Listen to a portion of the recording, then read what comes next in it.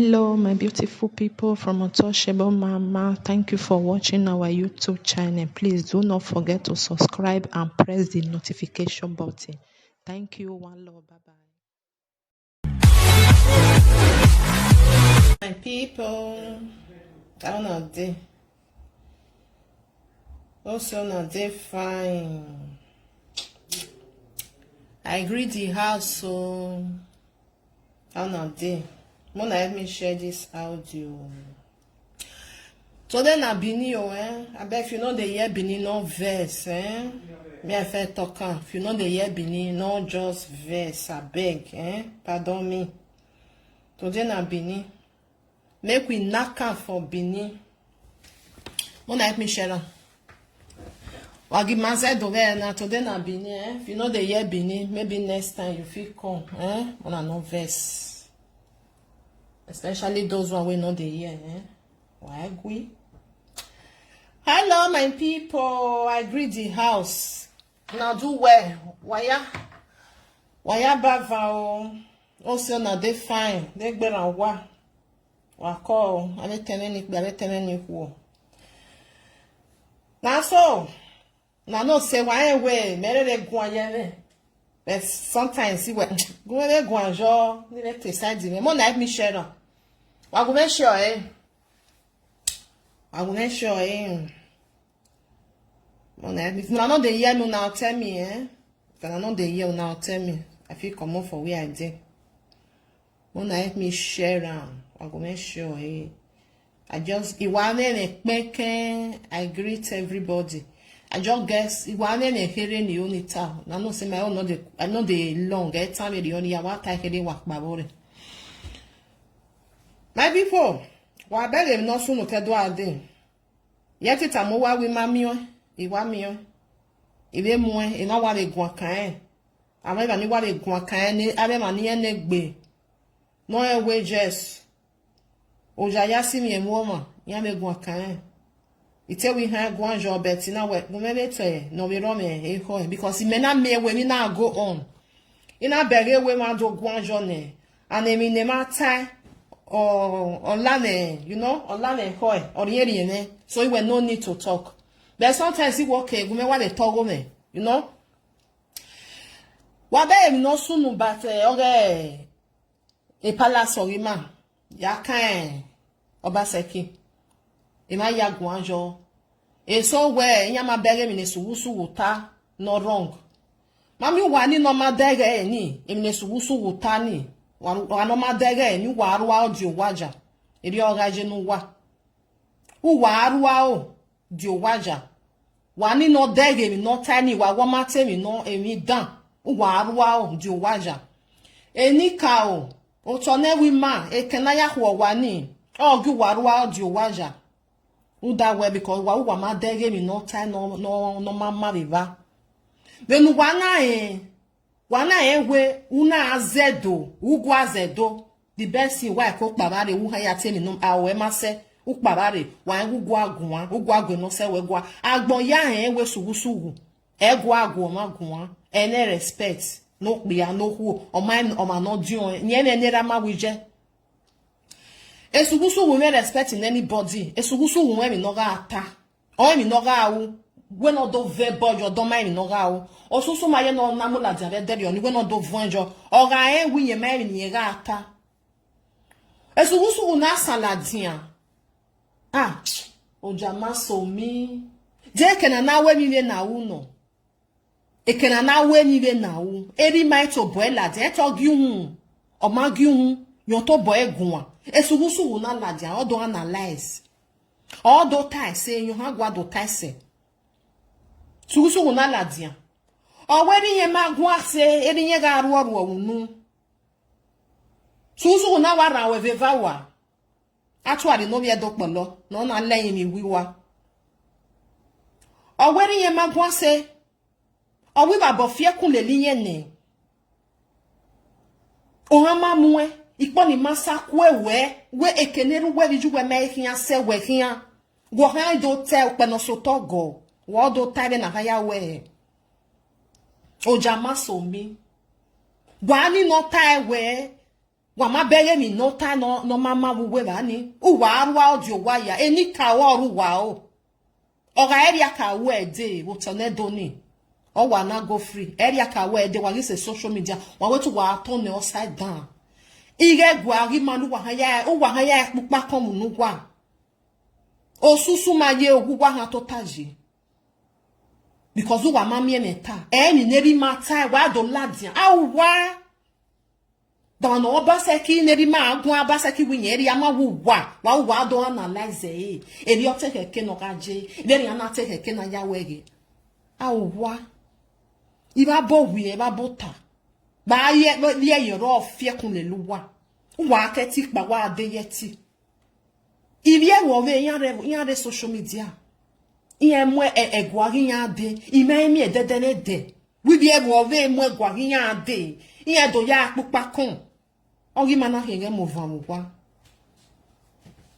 wanu dan no ruwe no wanu dan ni susu no ruwe osusu maye owuwa o to taji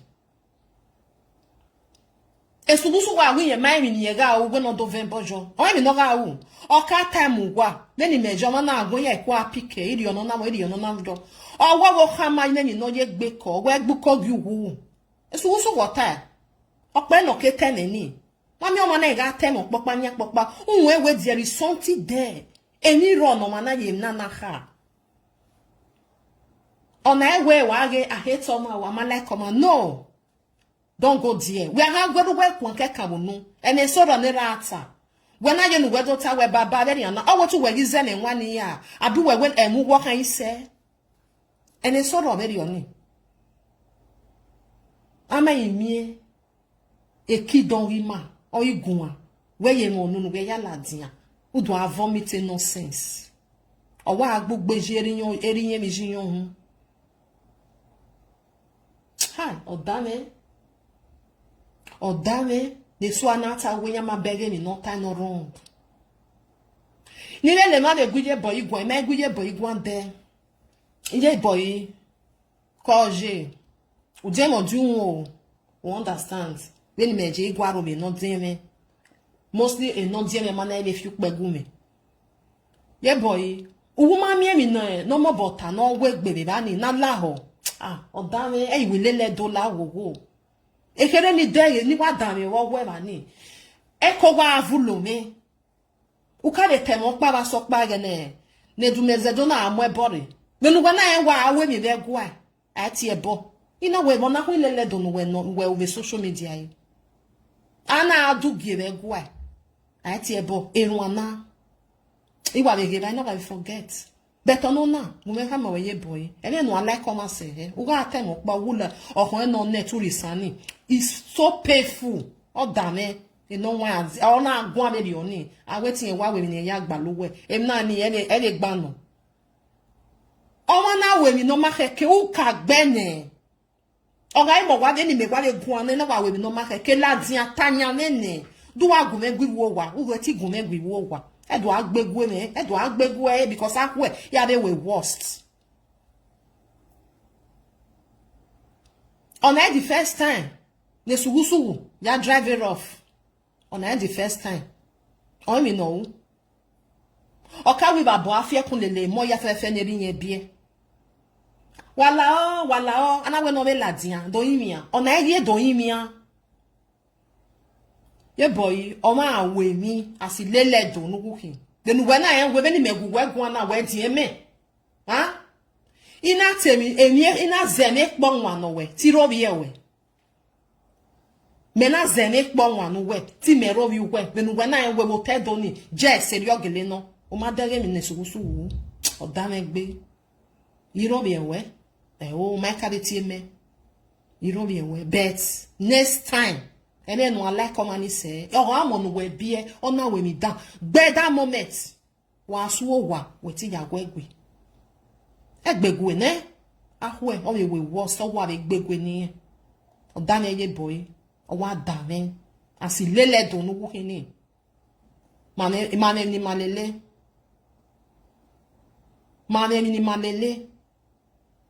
owo han ezenekpo o ga zenekpo ebono uzu o mene uri okho iba bola wegbe oni okpa ebo una tele no ma heke ne me no wa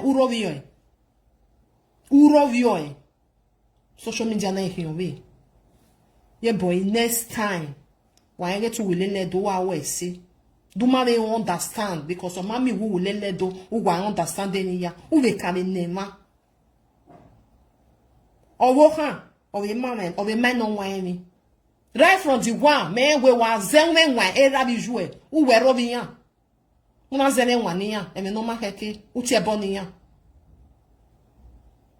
ama wo ya mimi na no mama na no da no kido no jila wana e o ki don rima ye na la dia ona afi pe wa wu wa ma dege ni no u wa gele ruwa o wa di waja wa we gbe dege mi no ga wo because u wa ruwa o wa we gbe dege omo mo ne tun en ada bi ere de na ana we no gbe okoto no da mi ye mi no sugusu wuta o mi eni ladi amu wewe mi na eri oteke nu ya tai wa ma mi wa we o wa we presenter ga agugun wa we presenter ga agugun wa na do ago wa na ga benne do ma nu wa igugun omo mo bere ba ni ya iye wi yan ni viere de gboto yan bun e mo ma de ni manage ma dege ene ye boy la wo ile le do we ni awese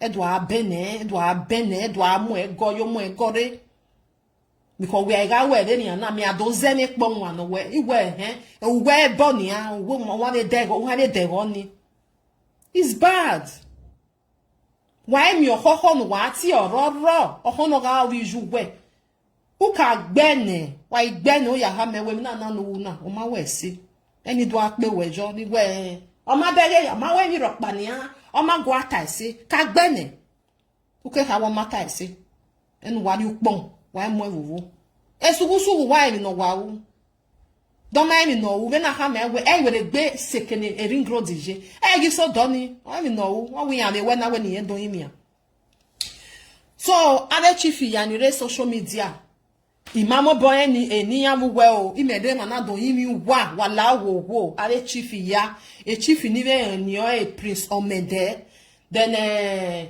prince igehon ibe honi imele mana do yin mi wa wala wo ehin ya na hin wa pa o han seti do we ni na mi we ene e palace ma no laye ade e mozu ona onuri ona eye e ora la dian do imia no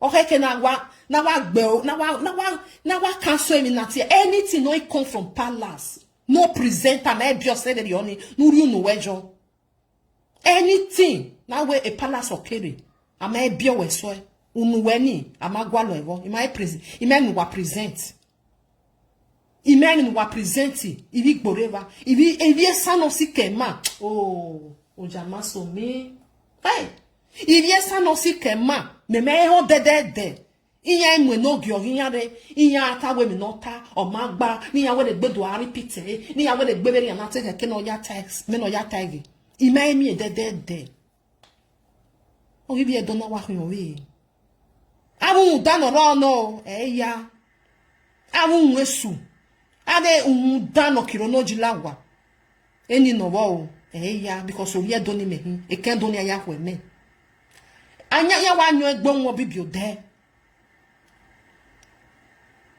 imene bege mi okpa no re mi we eni ne palace ta me we gbedo to tai do analyze de ni ana we no agwagwa monica na ladin owun yo pe no so togo o do analyze Are chief ya fe no yire social media wala wo we me do mi wa do wa la dia o wa agioma o anything no concern a palace no o ma ropa no iwe live video ke no wa di okay ya no kan ga gun ajo is getting too much eri mana to boy la dia okay dame ana be miewe no ado analyze de dia na ke no baseki de dia na awe Oba se ki ne voice de keneri maje. Any man where they now wear, just they now wear. But second voice. Any voice. Ave chifi ya fe wala wo. Mama igwa le nonsense na ha bungbe. Nya we kwa bungbe arwa we dege. Esugusu wa wa no ga wo. Do why itma o anything no igbe or come from palace. Anybody any right no ya pleasure no ya gwanjo. Nobody. Because I got the way so who go ladian do yimia. O be ladian wa kwenye me wo we. Yimia pa ha se. Jeso eniya we. O we yan ile teni atane. Ye bi aden ye be do yimia. Yimia pa ya wa ha na yimia. Mama yimie, mama gwa lo. Edo makwe. Mama kwe ye. Ame bio mani ne di ma gwa. O we bedo arita late. Sugusu wa so wo be dene mo ro wa. Wa afio boy ipo pan. Liye miane no jewe buwe. Wa fi boy popo liye miane no jewe buwe. Unu weni nu we dede ya gunwa. Ejeme. Awa zen we wa hinge tu wetin. O ma fi anu we. O me kenu ade tin se. O me kenu atin se. E o doni. O da fu wo ma gun abi ebu wo gunwa. No na be mo la dia we. Ene ni ana awte keke na yawe ene no nje na do agbugbeje da bi juo hu e mata o ma le mu epo ni masakwa wewe ekenu guare na eke no keke una ata ona ari eni we then ya nya ni ruwa audio gwa nya we ma dage ni nuta nya we ma dage ni nuta ige mi nuta was very right nya na do agoye presenter ga agugu a presenter ga agugu e presenter agwa ni video ni ya no wana so wo be denele ruwa e present agwan le palace ya present agwan le palace ri mato boy la diando gwan wa fi wu eyan pe wejo esugusu wa fi wu eyan pe wejo no onu we de obun se wa because o ka gbeyan ya ne ni je boy na kana ma gbe zanzan ga ije we ri ero na zanzan wa na zanzan social media na ute wado hama wewe mi nuge oterong eto hama wewe right no awo be continue idin we yen fin yoto ni idin we fin yoto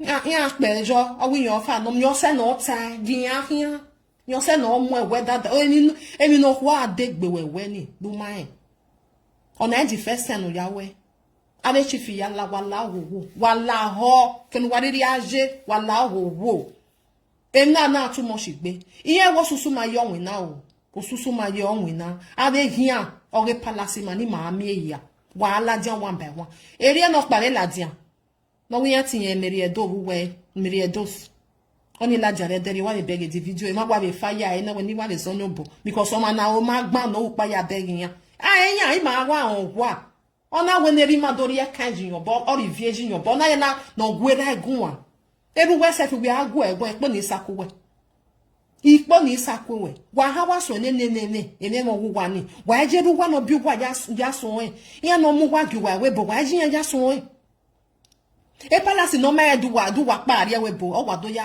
ya pupa kan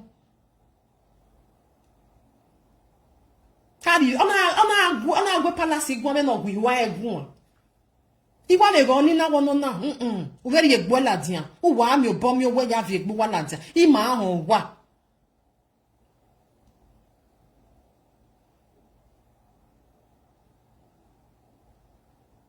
ina wi ma ahun wa I ma mi obo mi owo ya ahun wa because wa bun gbe mama won wa o hie baba iya wa bun o wa la dia so ma yo si lu wa ya la dia ima wa on wa ma wa gele ba de wa okay osun e na hin okay osun e na be hin ima mi obo mi owo ya on wa mama tele yen ni awon ni lere kan na mama tele yen oni na be ri egbe la dia wa avi egbu wa la dia ososo ma ye o wa gele wa o push wa la dia ni mama ke na on wa emneru wa bi ju wa ma wa mu du dade wa ha we wa avi egbu wa la dia ma on wa. So my people, owa heke na the chief ni agwa yen na because o too much gbe.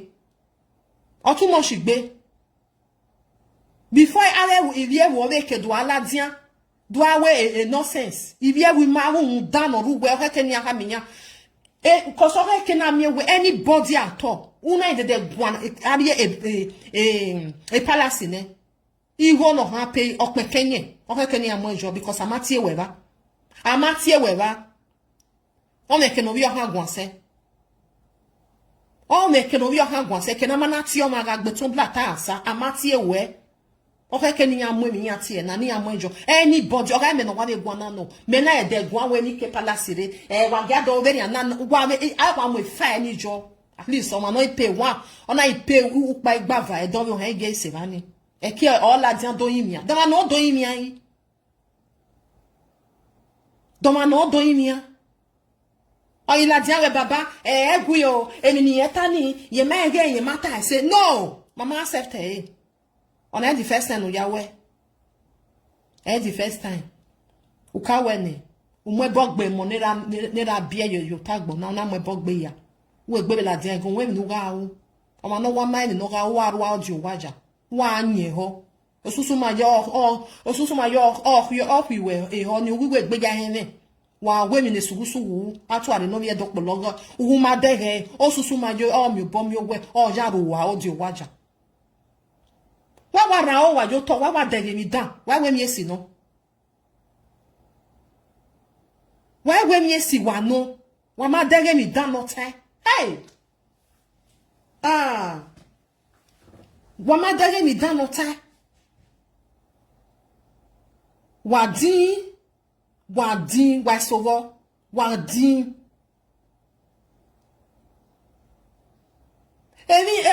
unu gwana no magwa gwe because me na amatiu wa me bani amatie sugusu wa de odogi mata we matie we maze no dota una mu boy no tani yo mu de na ya gwe palace gun a do ma no we do ba no bi ona twela mogun. Il va beau bien ma bota non na la o egbe va gbon nu sun go be de no ro wa mi no si okun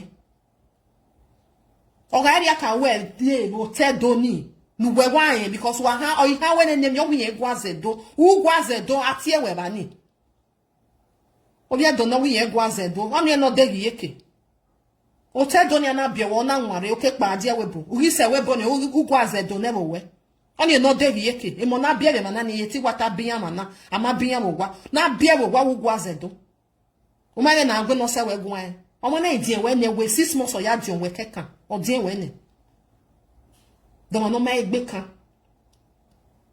oje palace ma do ya we o wi ya me we yen be do yin ya we nya we na ni yen be do yin no why we gbe gwa yen be palace ma ti wa ama me invite wa ya ba se ki na tie be ba ni ya ge chief na tie. Social media yisu wa bona efiyan we eku emu wa be ze dia wa ge ku amu wa pa iviewo no de ne social media iviewo we yin bi video ni abi wa mi bi gbo wa mi bi kwale wa mi bi iviewo we no mo chief of yan do amu ya jaga be social media o wa pa no wa nu dana le no wa nu dana no ma ke na be ma no ma ke ni akere. Why go ma pa soma why go ma ti la awe wona kere do ma no na hi dane sugusu na wa no we nobody no ge soma nobody o ma ni dion o kere o mi no ge soma nu we una no gbu ohun o una no wa gbu ohun o we wa una o we jo ekena ga se o we se na Mama mwe. Hey. Na people na wa Ya wupo na miami. O gele rikpi ya negele ajo wa bo de gbe giriye. Iya na beta mewe no mwe video ni so. No mwe video ni ge video ni mame ho. Owo oginyo ose. Owo oginyo ha se. We. Ade mi no bo no pe no we. We obo fama me no ye ke ko egboko gi wo enu we ye ke ko ni o fi ye ke gbo e unu we ni we ya gbo e ni we ya gbo palace gun ani unu we ni emi ami o kan la o ja vion yo to ya avion agati ewe ba ni yeye atu we ba amati ewe owe fan so yin ave e follower so yin temata nu bi ekwe mosu ori ihe mi ya ti eni egbe mu eyo mu ere iye mo so gwanjo na we e follower so yin the followers we not tie e followers we tie we gbe ba iye de to gwanjo iye mo so gwanjo ona ha zo e followers we ti push we no other we mind or we ko ne wu mo so we ona ade Nene ge ni de no ya gele de no ya no fi pe ge palace o ma o ka ta yon won no meta we de ke no yon baje the bible un dana no sun wo de ne ro wa yon ka le junu ya ta social media na o we de ke no yon baje the bible am a challenge only a challenge o ma go wa pick ni ya no ta wa pick e o wa ro je mu we bible o wa no wa ya dan e no wa ya gbo ma ni wa ya ge western world aje o ka ta no wana mi ohionba we hi ohionba ne ni onze moji we ni ohionba we yi kede no we gun ani ohionba ohien wo we yi du we ma ni akeke no we ohionba ona e we tagi unre eri mato bo egun a una do afilu no we onu obe na afilu nu oga ta we wa ge ma heru moso meri ana o wa dege we eri magun Udi jo bandi jevo. Enika wo ha no we. Enika. Ameni yana no wadona. Kuwe ke meriedo ki vi otu we ni pa no e ka do. Oga area ka ya do e de. Awwa ama ye kuwa ama. Area ya do e de wado fie werie. Emi no do wa se wa ya asa. Unwa wa ya ta. Unwa wa ya ta. Because amati wa. Egwa makporo no so gbo wa. Yama gwa hu yama gonu wa de social media yama le hamu wa we ma ha tene o wa de no wa do gwanjo yama ti wa egwa ha we mi iya e ma ni ati bege ya re chief no ga re ba ni eri mati yere se ta we wati sugusugu ne monika ade a o mata o ma we na ti we ade wu pe wo so togo wo tele no se wa do analyze we wa mi emi no jo we se ogbu we wa mi emi no wa je we se ogbu we enu na mo ho ma ro pa ni ipo ni sako we we dege we ana wa teme palace ipo ni ma sako we sako we sako gwa ma we wa dege ri ma to boy wa mudia ogun wa ni total una de ipo ni ma sako we enu we no wa jo we se atu ani no bi edopolo ogbu we ya vion yin emi no je we se ogbu we ikata mo na tu afi obo ipo panje mi ane no kon we ma eso we ma eso ekenu we jona ona di la a bus stop o we na hina eni ata ni we dollar dia no do yin ya dollar do no kan yin ya do ma no do yin ya do no do yin me ahu we de no do wo we anybody at all no ri gun ajene e palace ne wa make sure cause of can have chief for him and ya we mi jo because it's getting too much obugbe e can ma tu wa amare tu wa be ba ni wa ma be ke no wa re ba adobo be tu wa se ni ya gun aje ya ana le tu wa ipo ni saku we ri ma gun e gun me ge temi obe ipo ni masaku we even oba se kina gun asef we e don say emi ati ogi ma na hina me no we na we dia we dey oni o ma mu na do azola zolo we because you go la we ne we do we fi aye ni wo ge o ma ge to fi wu e eyan ya ni po boyo we mi la muta e da pa na no bandiro owa ta se emi no ma meru we wa ma like wa na tene ni uwa igwa me viola wa me vione wa vione because since we wa nye ho wa ma bege mi nota e ho wa na gbin wa ma ho emi nota o ma na gweru we no wa bi we ana gwe gwan le oni we taleti we eri me we gugu na ama we king ori marororo wa ma denge mi nota wa we leledo o se me wa agu wa na we leledo yen hin no pa agu je do yen hin wa ma emi ro pa wa ewe wa me mi rokba wa heke no gbini gbinana ma wa wile le do uje do ki wa heke anybody na pen uriye nene okono ga mo no we bie wa igbezanzan ne we ti ya ka me wo wa we e dove e we gbe dan won yi u ka gbezanzan ne anyway ha me ma we wa ma dege ni no dia that means somebody are na jare do to de wa de dege wa de ruwa o because here we dere on your ma dege ni no time ya we mi ya no ta gba no pa we ya de do take boy only wa gwa lo a ani wa no ta wa we leledo wa wuje do wa ma dege ni ne monica ta no wrong o sa wa leru ne ni can no forgive wa because ekene monica na le ekene na le ju mo esefe wa le leru we because wa ma dege wa ta e ma ta you wa no wa we mi no ta everything was right o ma gwa ta se o ma gwa mo ejo gwa abeg why ga benene o ga ma be no wa we because of here e won wa la lo ni san wa ma dege God forbid sabala awogun legun la lo ko ni wa won ni san awo ma no be ri ni me no na we mi den o kene ya tama wa mo gbogugu fian me ya mi o ma be no ri me o kene ya tama we nu we wa wo na wo gbo we isemila o ma wa gbo we isemila sira wa na warwa o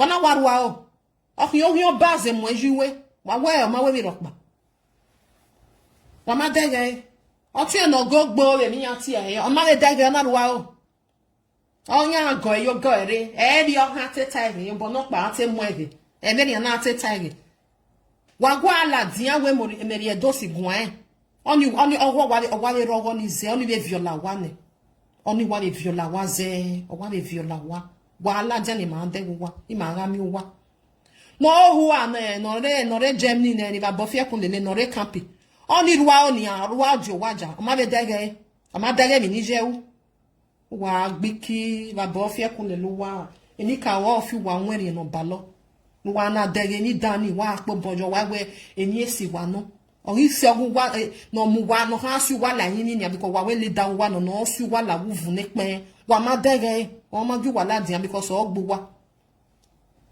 wa ma dege wa ma ka yu nwere no wa ya bole mori e dos no wa le ya boli ene du wa ina ya ta wo wa ya ta wo ka bole gbe wa ne wa de go hie wa sanu wa ni pa ba won ma ju wa gun wa sun wo be dene mo ro wa mi no si wa kun wa gbe happy birthday happy birthday a bad day oh birthday ba boy fi ekun le ba gbon won ni mu we mi o ma mu ha nobody ni po ni gbe ko we yi o ma na ni agugun na wo won gu me gwagun o ade chief ogi ma ya o dare sha o wa gele dare o wa dare kakabo because are no sense na iya aju e ma be do aladian ibi e wo be yan aladian iya aladian we no pa ka le tare dere oni wa gbuku e wa be chief for him ni social media wa gbuku e mi ati e na wa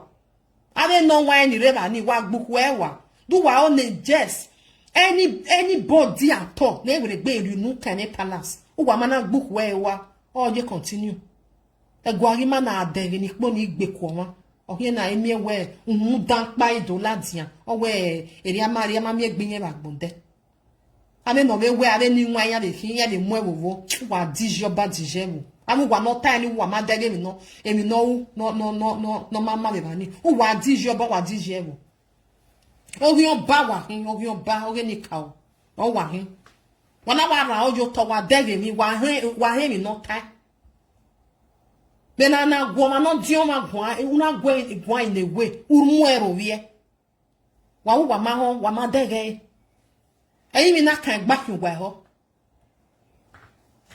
o wa ru audio wa ya eyi mi agele kan gba ki gwa ho benu wa dege mi no uni wa ma dege o da no na e leader wa ko so leader wa no leader wa la yin ni yo mu wa la we bo yo zede no gbo wa ma dege adobo mi wiju wo gwan ere ni we ha ma we je mi we wu na awawu a ameka we mo tedu ne ameka sunu de o ma no so de mi o command wa ohu wa la lo ni sahia le ya hia e ko emu wa Ekwe muwa. Why dere mata wa bene? Why wa dere mata wa bene yo benere? Me I block one person. Because I not get time for nonsense. Why any? The platform na yet but no. But ya dere would do as well, man. I go block your ass. I not get time. Ya wa waiting your time I come off for them. Yeah, right. If yes, no. I mean, is enough and not violent. Any dere no mama. Ya pe ye wo. Ni e ma gbe anywhere that ni o because when I saw why igbene odo pikugu e o ko agu we ku because nu ayari o wanye yije ye dege ni danu we o pikugu e ewe awe mi dani o we mi esu o ya adeba o ko si we kegbe o ko aro we o ro we yugu yen o isege gbo we ni yen ka bo bai ye wo ni ikuni ale leku yen betu wa bi atenata we no ge palace re na wa bi tenata why we are even no na when we ya gbe no pa why they gbe re your name because we had do gbe no pa ni a no wa do agbe gbe very na ha te mwege what's over na ta we very na no pa ha te mwege then we ya gbe no pa why they gbe very na ai mwege ro pa o ga ona ife ni palace ne o ma mwege ro pa yeye emi no wata wine no ata ra wa agugun ai jo ga agugun ra bi jo ga agugun wa mu wa my people. Me I leave una because me awa dere mi so ko avulu me ale ni nwa no keke no dia bie ka ya rizu ole le bie ka hia wa rizu ole le obi ya mimi ne tun enu wa no wa ba bo de o yi tamu wa ke no wa ri o wese emu wa do ta wa ya ta ere ni ana o yi vie no ra deze yo ni oni mu dan wa ni mu susu o wo do agogbo ogo yeje egwagi mayaku ujaku uri bere ni ona ruwa audio wa ori ge ni agwe atuari nothing here ogun an ona ruwa o ona di owaja ona nye ho eyin mi na kan gba kan ho magi ho eri ona ni a I shoga gun e wo ge meri edo si wa believe because almost ogun but ori fi ogo ti o ni a o ma ho o ma tell me down e presenta la agugun quand c'est presenta la agugun le palace abi il vient roba no ohuwa oni wa le zuwa le kon pa egbe ya yen na zuwa egbe ya na zuwa go ni osusu maye o no wa ta ni wa ya dere ni wana we o ma tell me down wana do ago presenta la agugun e presenta la agugun le palace unu wa izuwa se wa o to wa gomomo gun e bie ka ne tun omomo se we na ago e wa ka ma we yen ke no gun ari ale presenta la agugun an ora ha de presenta re ru we wo giju we no gire palace no ya agugun nu wa na o wa gbo wa o wa re gbe ya wa we wa fun e o se ni o wa ma ba en vi no pa wa zuwa re gbe ya so ave chief for man on your social media ne wala wo even now is getting out of hand o ha bungbe or ibungbe rima anybody gbagbe palace kwa wa we no dollar dia no do yin ya all the way ba ho wala wo bungbe rima because all we yan we ne nyire ya yin ya eri o se ma we me soro ni awu yan agbejo da fin yen na we ni egbe wejo egwo pa yan agbejo o ga gbejo da fun ba gbejo da fun ko se ni na ni han do bungbe no anybody no rigwe no riranu unu e no wiani ja fi pe di palace rima ija re mi o ma ne mi wo wa o ma na mi go ze wa ya si ze mi jo eri o se e do akana o ma yi mi go ni ze anybody at all awa we fa 10,000 euro, 5,000 euro. O ma mieze o wa we ro ya mo so eri o se because o ma keke no gbe ari ke no ma keke no gbe ari e wa wo gugun e kara ne do ya gwe no won mu wa li ra egbe ko ani wa dede ko wa itana ni a wa do ma no wa gugun na ni a wa we palace o ma keke no wa drive yari e palace du wa abinyale se ha mu wa wo no wa hia wo den we boa e do wa mi ju no mu wa du wa ho wa je me mo gugwa ya sun me mo gugwa no wa ne ni wa je sun abi palace ha mu wa no wa je we bo ana emi wa se ma na wa na do frustrate e frustration na do la wa gbe wana igwa gwalo manu wa ajajo egbe wa we palace wa apu e palace yo ogyu wa hun wa nu wana ho la hwire wa gbon wa salwa bi pa ba wa hi wa lo mo ne deri ore palace gyu wa hun wa ha so mo wo wa kala je wa mo bogbiju wa mo egberu wa we na biyan e ni yan le imi gwi wa se wa do aka ni ma dan mi wo ma do apo boju wa e ore palace ma gyu wa hun no ire ni wa ne es o wa se religia no fian wo no yan le ni gwi wa iye wa sinya iye wa mo palace ma oko wa sweru wa ju wa mo bogbe magu wa she o magu wa aga magu wa apo bojo love and like ma mu jo magele ewe jesu wa gele me because why no wa o why ni no wa o do wa ma ni no wa o wo zo wa na seru wa ju wa ha o me ri dos no ra kan wo ni we oni ma we o ma gbon ma we me no me ri egbe la jan ni po mo sa lo bo ma me dege ni o be wa ni awe no ni be do yin mi a akwa le ro be wo ve oni me ma like you we e na no he can stop egbe me ne no do yin mi a no we ni ya o he can ya mu ovi da sa do to vi da sa wa la wo wa go sure ege ade chief sisi ye ya chief ni ya mu mi ya ti e na ju we because obungbe anybody no igwe palace gwa ama tie we de ba ni ave tie we de ba ni won be no be ya gwa he ku ya na ti o ma na le gwa because there you na mati anybody no the social media wa de o social media me ma mi yan ta there you ni ivie wo ve yan me chief for yan ha esa oje yan me no gyo yan anyo gbo won bibio de yan me da won one day awun dana no le ni wi wa ba gbon ni ana sun hu be de na ero wa yan me no sunya kun yan na ye palace ma yan do ya popa kon social media why me there because yan we no nya pa ati pa sanwe no ma nya ya ho so na no he no stop amechi for him ha me seti we e me no gwana amechi for him an we just e na do ni ogele din ya na gwa him ni ogele din ya o ke ni awe mi jo ni amana awe mi jo e na ni metana e for mana no wa le ladian so e o kan wa le ladian o ke na tema ta you we mama te yewe meri edo o me ladian oni na me do gbele kian e boge deri oni owe o wa be de iya jeri yan bi jian ya sun iya jo mo ni yan bia ya sun ge ti yan me iya mi ni yan o anybody am with our file you ni go anybody at all no we go on social media ne ona ri upe gbera ori egbera era ri egbera je ona ri ari o wa no wa 10,000 euro wa mi ha ya mo loan no wa le problem euro o ma mi ha at least o be won to o won wa ayaya then because I na natana azeso when wa ta ni when esusu wu ye wa gun ani ni a ye go agun when e meri e dos wu ye wa gun no wetin ye go agun ye wa ta fun ne why me no le hian ya ha mo wa ya yin mi no fo ba area once you feel pe ari e no ma keke azese ne do alowo ma mo keke o ma lowo we olowo mo no bie e ke no ju no weju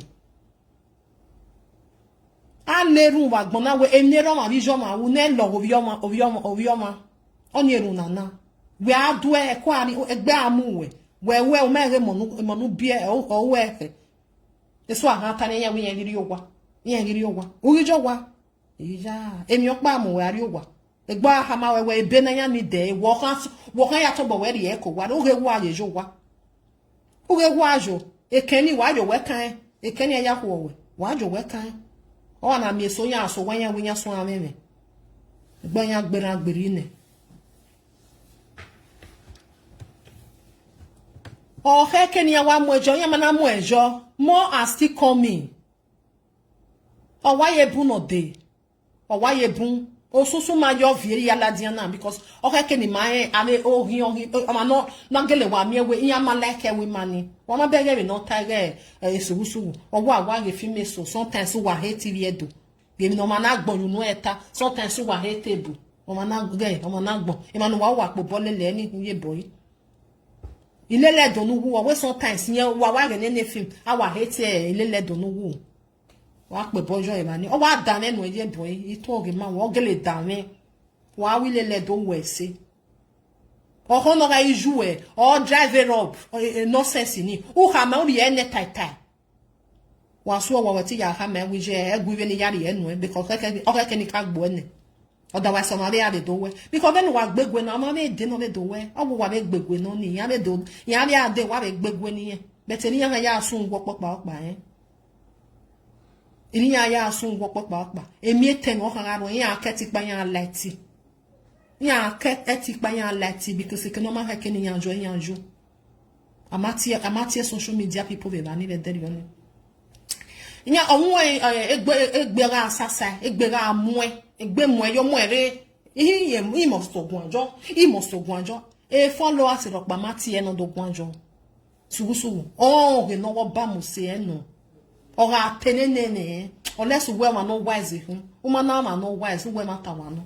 Oh, re ya no lagbon no re mi nueje. Nue. Egbera amwe wo wa. Nene ni we du. Iye de dogun ajo. Iye de ona ladian. Nene na zo ladian. O ha gwan ya.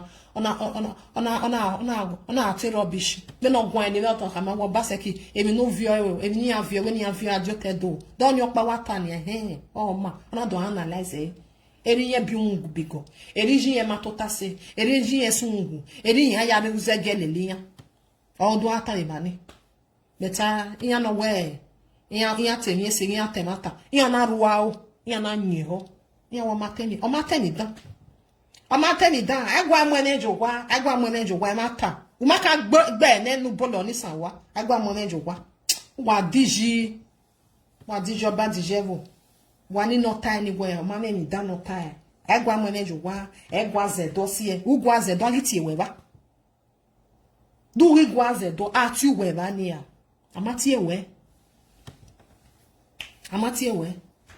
Wa mi se ezo megbe. Gani ya hamu wanu wa ya imia wala dia social media do imia udo wa imia wa imia ne do wa forgive you eri okay ye boy no me wilele do eri okay tenata agbode mania na tenata wa ze so e kwa begbe azo unuwe ni ya nwan to unu me ri unu me wa zo ya hamu wa de ade no wa do yimia wa wala de wa do yimia baba egui o erio baba wi egui ni ka wo baba na wi egui eni ka ya bo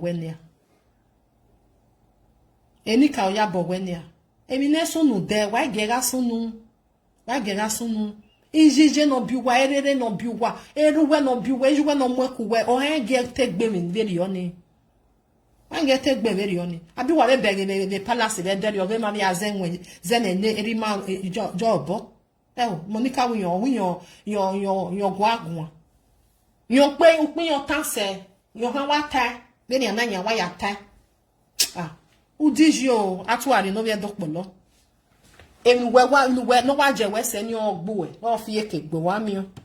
Emi ninu we do tani wa de ni na apo boyo we ya na mo love like yo we una wetin ya we me we ave no heke no gwan jo ya wo ma temi dan e present ara ha o gwa no kwa ha do no ri ozo ma be go wa ozo gwa anye ho wa ruwa o don we ga analyze presenter ya reba ni ne derio wa teme wa ta se wa mi ho no wa ya ti emi o we why mi okoko why we oge no ororo no why mi black why we white no omana we ni no ma heke ata eme ula dia osugusu wo udo yimi a o ma do yimi o viola wane ununu ni we ya gwe ni wa ya zesejo wa ya zo o ma na zo mudia 100 years no be forever ununu ni wa ya gwa ye palace awa zoi uimi akpa omase yeye agbode bani na tenata emi na wuneru emi na wuneru so honu wa re bani nu woni nu giyan aka ma wewe ja yimia wa ya yimia wa fo ale nu we ye keko ni wo wo kama ye mi no ye keko egboko gi wu nu we wa jona ogboko gi wu ne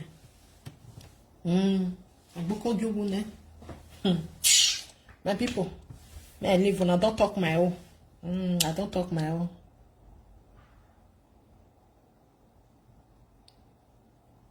No, iba me adore comment so. My people, she know the fear. She know the fear. Oh, Papa wala de. Ah, Papa wala de are back. Oma, Papa wala no gege. Even we are tiny we be ogele no Papa wala de. Cause you carry ata one you have go father in. Aba no ni ye ke kono. Oma ni aga ge. I got ge. So you know ya we win di ma ga wazegbe. Wazegbe ni ma ge.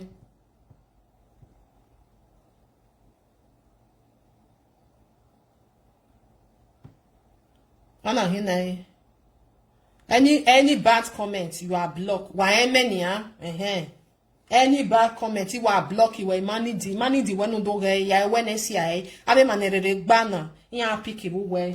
So now be my I don't get time for rubbish. If you don't make anyhow, you will see anyhow from my platform. Everybody's welcome, but I don't talk rubbish. Gwa kana. Ohonoga erime o ijime.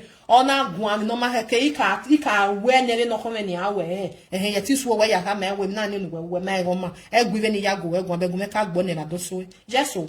Ika gbo ne na de so. Because a dog your man de oh my beggar no wa bio or where they only on a yere wedding, I'm not yere bebe, I may wa be a rove. And you hecken wire winning and wag beg women. Who be the philosopher? What I then if you love what I nigga me not I may me comment over. Let all Gwenny and in a block no say I no get time.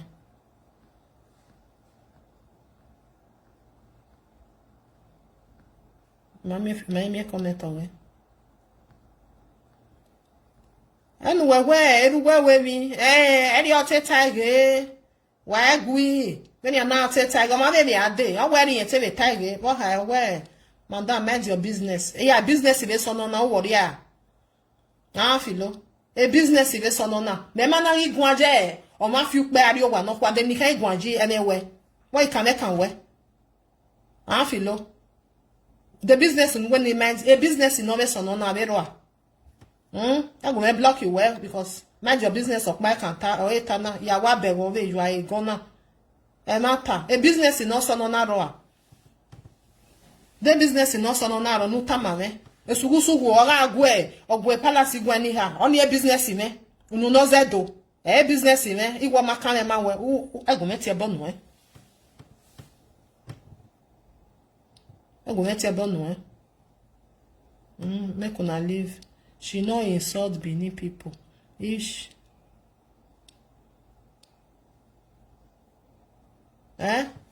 Business no so no error. Yi de go ho ni wororo no. Ni do po boni atuari wa we say ni wa do atian am e bia me very oni no. Idega koko ni waroro no idege mi no fu ani we ohwehwi o emi no tiny ero ma no bioma we na tag gsf o ti kegbe yu ohun o wa ti kegbe ti eyo wo hun o ma ga bi o wa no kwa o biju ndo ma ni abo wa weji abi adere ni ara tiny yan wa to ari ade o do gun magun anjo gbono so togo ade ameni mata amati ewe we ko di owaja Ami ya noru wa audio waja ni oni ogibe dane se go wa dero ma owe mi wa na wo wa audio waja eyin mi na kan gba kin wa ho wa ma ho wa ma yin no ta ma te mi dan ai go agun ano ai go agun si eri wa ta ri ai go agun wa si ofo ba ni o ke bele ino pa mi la jere dere ai go agun wa si wa ye bo ku era ku je ori so wa ni wa go agun si wa viola wa ne abe no ri dere mi esi wa dere mi dan wa we mi esi no wa ga dere mi esi wa we mi dan no wo wa me vio osusu ma ye be do so bo be ku wa o wa ke ku ni yen o we ku wa to tayo wa me I live on my people so why so are chief ya fe wala wo wa o ne na emi palace na igare e social media wa ohan we mi mana no gwana mi abe ni to wo me na ne la wa bet wa no we se gwa wa ohan gwan kan anybody no we teme no we do teme gwa oh 5,000 10,000 euro because amati we chief ba amati we be bani wa tele social media wa time odoni ama wonu wa tagi egwa wa mana mu ejo beri oni iyan ho no je la dian o ha bunse no je la dian o bunse o wa ye bunse isugusugu o wa mi no ga o ma no tai wo ma mi no ga o ogun no gbe sugusugu o gbo wa tai na we ama ugu no wa gbe sugusugu wa tu ade no be do pe lo wa gbo bai ogbo wa eva kokogbe because we ti tai wo ma mi no ga o ma ege e palace han gugu aboke ladia o enia ija o ma be ta ma egwe ke no ata o ma mi no ga o mi no wa wu she know o wa mi no ga wu My lovely people, I don't talk my own for today. Ale chifi ya wa to wa ikpe. Wala wugu. Anybody know ye where ye chifi no? So how can you discuss about it? No ye man no ye chief the social media. I don't evac back. Ten ye levani. Chief o mede. Ke be chief Prince Gion. Ni atwari do imia. Imame ye de. Wa hako wa mwelo najo. Wa time wa ya time. Emi ati owo the abe chief yata anybody no iteme palace amagie we was a palace a palace enyo e governor Obaseki wa ti asie Obaseki obosi owe si yo si ere problem iro wa ka me no do wono na me so e wala dian iye we ri ni ma me de palace o kan ya doleji I don't know sometimes e ma agun wa rian wa ritana oni wa palace wa ame vote palace ama vote palace ama vote palace na vote roton wa ya si me so ya gwan Ima de sometimes ya wa dan we we atana we kwenu weta abi mama understand the sena eri nwina ero aga si palace palace yo ha ri nwina ne ma na ene nwina palace be wo ge be ba ni e de no dota ma we ge mi ni ye be ba ni palace wa de we o wa de nwina no je anything no ma ye se o nya ti palace no ruwa we palace no frustrate o ti palace no ma mi nu hun se o ti palace me mari yen na rije bugwe so heke na tie ma anybody at all ho wa na na jiju yason je ra yason jo mo nu bia yason na gele ewe jesu gele nene eni adonye palace ma do their water emma at least any mama ya rewe bo ale mi ma na leta we no ha meta we wa ge ene o to na hi Umana amigo ze ya moto when ya hion aya we no heke ni ya o because o ha bungbe so my people me I live on for you atu ari o olaje o ma do yimi o odo yimi o e mo do yimi e bo ni o viola o wa ni yin ekun e ona waju won na yukoki ona ya mu ona mu nya ho eri marororo oga you no ya onu eno wi ani ja atawe nene mi money involve nene mi no yet it time ma be oni be pe ma be ma pe me ma dan me yo efo o wa so no me eru gbo no bi won agwegwa meri oni agwegwa gwa na I know even call your name na you block you or when you they use people till they grow till they make money Atuari we ha abi me we ha wa ga atuari ka ne they block you wa ga na atuari o ha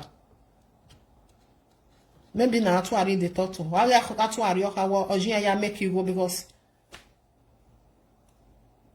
wa ga atuari o ko gugu so me no fe block am for make block am very on maybe o ha gbangi wo ojin ya make you go ojin that ojin ya make you go yon que no ojin e ko no ojin me block am when block e block na ehun dani ma oni be sweni e block oni na ehun dani and they use people say they make money wa tu gu ba gbon ba bo fi ekun lele we ku we ka tu ari no mama ni atu ari no jin ya make you go be ba ni wa de pressure me we pressure ni me ke yare ma na no tu gu ba gbon me omo ame u pa ya won omo ame you go know once a platform me no be polo se na mi ave ti we pressure at least I me ma no mere we home we me come and do patient I know they do one I never do one ya ha wa be we me no agu me we reason you do our bad don't listen to how the organ knock back come and listen to how the organ I know they do that one My people, may I live una, God bless una, have better people. I was on you know, have manatu arigere atu arigwe vie asusu mayokun la o wa ni, owo wa we ni.